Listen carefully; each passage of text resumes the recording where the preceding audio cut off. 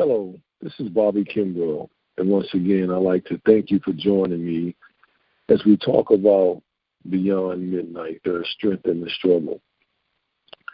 Like most of you all, you probably watched the Super Bowl last night. I watched it myself. But right about halftime, at 21-0, I said, you know what? This game is just about over. So I cut the television off and went to bed, and like the rest of the world that did the same thing, or the other half of the world, woke up to find that the game was won by the Patriots. The Falcons had an impressive lead at halftime, but yet they lost last play of the game. And I started thinking about that when I was getting dressed. How many times in life have we thought that it was over? And some of us may have given up. But think about it. Sometimes in life when it looks like it's over, but it's really not over. Because the truth of the matter is not over, as they say in the opera, till the fat lady sings. Or in life, it's not over till it's over. If you think about this from your own personal lives, and how is it that so many times we look at a situation to find that we thought it was over? But what would happen if we just keep pushing? If we just keep pushing forward? If we just keep pushing? Because think about this. Even though the score was 21-0 at halftime, I don't know what was said in the locker room, but I can only imagine that all we need is one play at a time, 6 points at a time. I kind of liken that to times when I was driving back and forth to Detroit. I hated the drive, but I kind of broke the drive up in if I get to West Virginia, then I'll stop. When I get to Ohio, then I'll stop. I get to the turnpike, then I'll rest, then I'll drive on in. And I started thinking, what if we look at life in steps? I'm going to try to climb Mount Everest. I wanted you to climb and say, hey, I'm just going to start today and tomorrow I'll be there, all in one giant step. Or they plan a route step by step by step, and then look back and see how far they've come and what they've accomplished. Just imagine if we took time with our lives and set it out strategically, step by step by step. What if we looked at it in parts rather than wholes, step by step by step?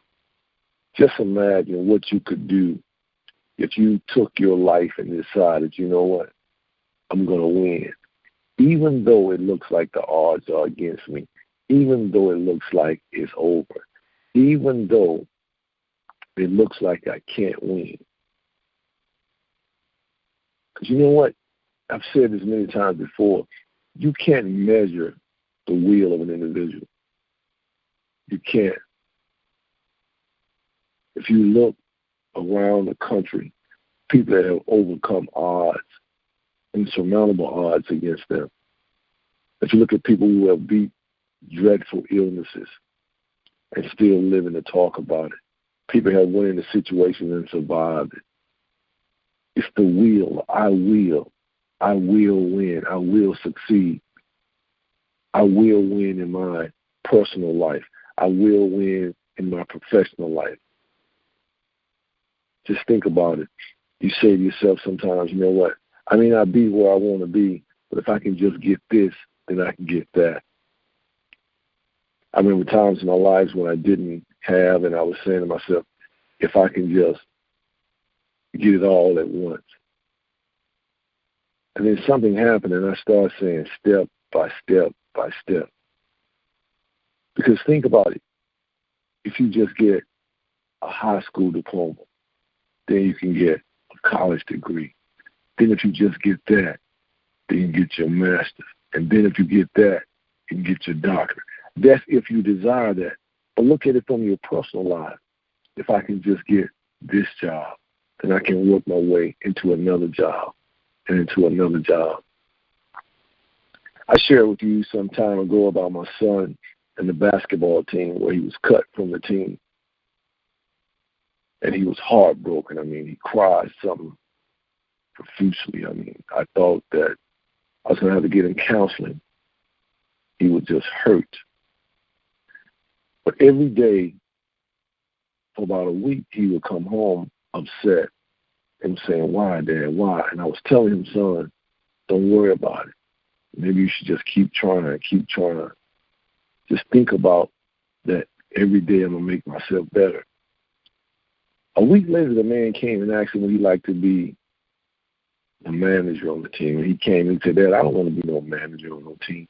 And I said, "No, son, just take it. Just do it. Help him out with the team."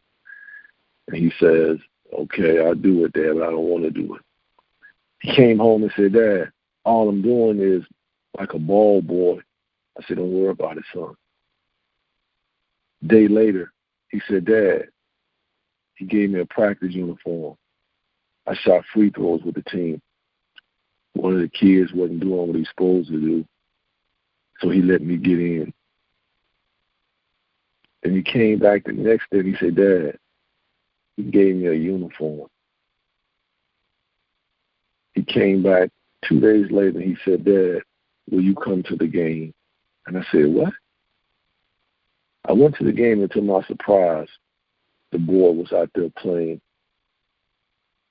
The boy was out there starting at the second half of the game. And I said to myself, that's a prime example of sometimes you start out as the ball boy or the team manager, and weeks later, you're in the starting five. Sometimes in life we start out in places that we don't want to start at and end up in a lot of places. I look at my life and many times where I started one place. I remember starting at Kmart working as the Code 39, cleaning up bathrooms. I look back on it and how it was a humbling experience for me. So my message for you is this. Don't never give up. Don't never quit, because it ain't over till it's over. Whatever your dreams may be, whatever your aspirations may be, walk them down. Walk it out, step by step by step. And eventually, I promise you, you'll look back and you will have arrived at places that you never thought were true. Because the truth of the matter is, if you walk it out step by step by step, the I will start to come in and say, I did it. Until we talk again, may God continue to smile upon you and all your dreams come true, all your desires. And as always, I'm humbled by the support and the following that you've shown me, and more important, the love that you showed me on your Facebook, the comments. I'm grateful. And as always, I love you all.